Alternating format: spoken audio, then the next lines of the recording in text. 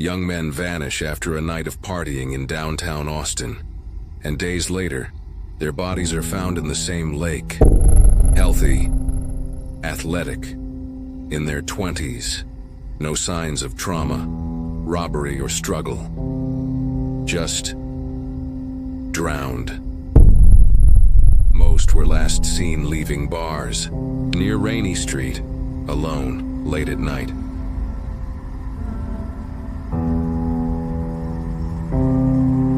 Police say it's accidental alcohol, bad luck. But how do so many meet the same fate in the same place? Some whisper of a predator stalking the night. A killer who never leaves a trace. The internet calls him the Rainy Street Ripper. Authorities deny it. But the pattern keeps growing.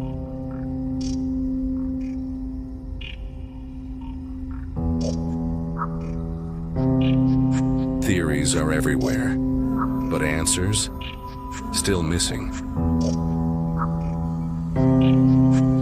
Is this just a tragic coincidence, or is someone out there hunting in the heart of Austin? Drop a comment if you think it's more than coincidence. Follow for more real unsolved mysteries.